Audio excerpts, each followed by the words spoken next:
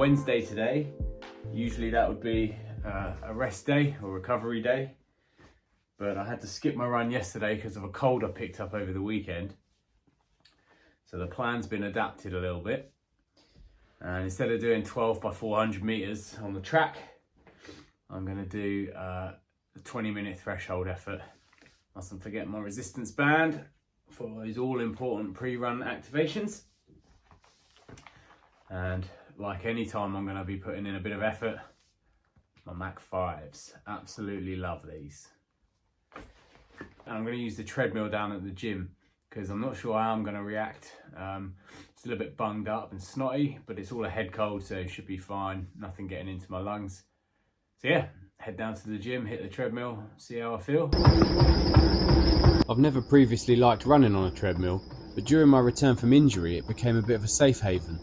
It's handy to jump on the treadmill and know that if things don't go to plan, you can hop off and not have to hobble several kilometres home. Well, that's that session in the books. Not what was on the plan, obviously, but I got some work done and haven't suffered too many ill consequences as the result of my cold. I actually had to break the 20 minutes work up into two 10-minute blocks in the end because at the 10-minute mark I wasn't sure how I was going to react, so I took a 2-minute stand-in rest and cracked back on. I actually felt better in the second 10-minute block. So yeah, not what was on the slate, but good to get some work done nonetheless. And like all good plans, this one's adaptable. So we reshuffle a few things and hopefully get the session I did have originally planned for yesterday into the week later on, provided I recover from this cold. So time to head home, get a lem sip and a good night's sleep. After a chill out on Thursday, my cold was starting to clear up, so I got out in the sunshine for a light progression run. I'd been thinking about how hard I can push things without making myself more ill, and everything I read suggested to keep moving if possible without overexerting. While I'm trying to manage my effort levels whilst running with this cold, I've actually read that when you exercise, your body produces epinephrine. I think that's what it's called anyway. Epinephrine is a natural decongestant, so going for a gentle run can actually help you clear your sinuses. The general rule of thumb seems to be running or any aerobic training is okay if your symptoms are above the neck, but if it's getting down there into your chest, take a rest. I think there's a rhyme in there somewhere. Cold symptoms above the neck, train like heck. In your chest, best to rest. Nah, I don't think that's going to catch on either. Anyway, let's finish this run. In the afternoon, I headed to the physio for a routine tune-up, and after a chat with Andy, we decided to bin off the 400 metre repeats from this week's plan. He's a wise man, is Andy.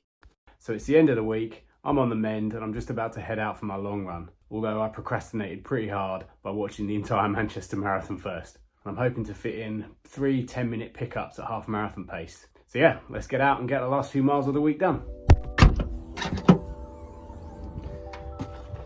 So I've come out to a trail I've not run before, in a place called Oakhampton at the Granite Way. As you can see, I've gone for the Karate Kid headband today. I'm using today's long run and all of the long runs for the rest of the training block to practice things I'll need to nail down come race day. So I've got my fueling sorted with some gels in my pocket, see how they go.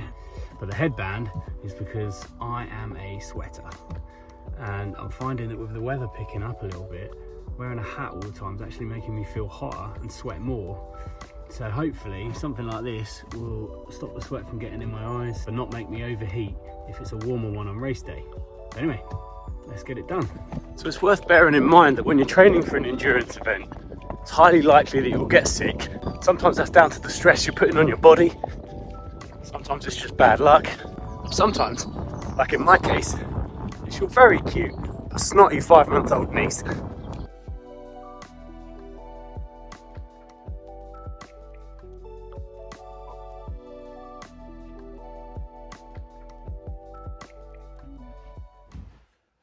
So I'm back, I'm stretched out and showered and I'm feeling pretty good about that long run. I won't waffle on about it too long though, because it's a beautiful evening here. I want to get out in the last of the evening sunshine to stretch my legs. But if I look at the data from today's run, I'm really pleased with the fact that I managed to not only hit my half marathon target pace for each of the 10-minute intervals, but for the last one I felt so good I was able to push it actually came in about 12 seconds per kilometre faster. Now admittedly that's only for 3 10-minute blocks, and obviously I need to be running that pace for 90 minutes consecutively, well under 90 minutes hopefully, on race day. But when I compare those splits to a run I did a while back, I'm really happy because I struggled to hang on to those paces back then, and they were part of a shorter run. So to hit those splits on the 10-minute intervals when it was part of my longest run for months feels really good. I've found it's been helpful to keep moving throughout the cold I've had, even if I wasn't training to my full potential. Although I'm happy with how today's run went and I'm confident that I'm back on plan, it's important to keep in the back of my mind when you're coming back from sickness or any other training disruption, you mustn't try and bunch up any missed sessions into your existing plan and catch up on them. So last week's track session, I've taken that out of my plan, binned it off, it's gone, it's forgotten about. Yeah, that means I'm losing a bit of training load, but in the context of the entire block, it's relatively insignificant. And it's much better than cramming too much hard work into the remaining time in the block and risking more illness or an injury. Like I said earlier, when you're doing a training block for an endurance event, it's highly likely you will get sick. It's just typical bad luck for me that came after an easy week the week before. But the silver lining is that I've learnt loads this week about how to adapt a plan on the fly, and hopefully that'll stand me in good stead and be a good experience for future training blocks as well. So thanks for checking out this video, hope you've enjoyed it, and as always, if you have, please consider subscribing to my channel and hit that like button. Thanks.